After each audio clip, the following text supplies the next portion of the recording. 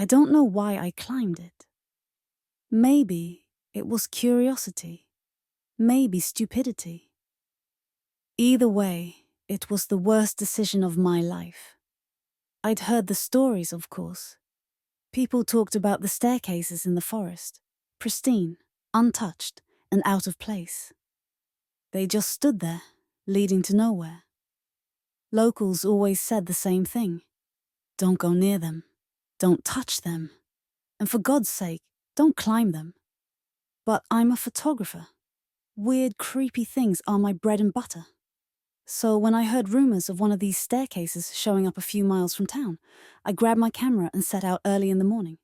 It wasn't hard to find. The forest was dense, but after a few hours of hiking, there it was, rising out of the earth like it had no business being there. White marble steps, polished and clean, in the middle of nowhere. The air around it felt off. It was too quiet. No birds, no rustling leaves, just silence. I started taking pictures right away, circling the staircase, trying to capture every angle. The marble seemed to glow faintly, even in the shade of the trees. As I got closer, my fingers itched to touch it. And then, I don't know what came over me. I decided to climb. The moment my foot touched the first step, a low hum filled the air. It was faint at first, like the buzz of far-off power lines. By the third step, it was vibrating in my chest. Something told me to stop, to turn back. But I didn't listen. By the fifth step, the forest around me began to blur. The trees looked like smeared brushstrokes, their shapes dissolving. I paused, gripping the rail, but it wasn't cold marble under my hand anymore.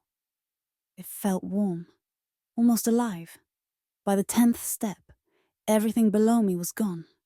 The forest, the ground, even the staircase I'd climbed. I was standing in an endless white void. There was no sound, no wind, just a suffocating, hollow silence. I tried to go back, but when I turned, the steps behind me were gone. I was floating or falling.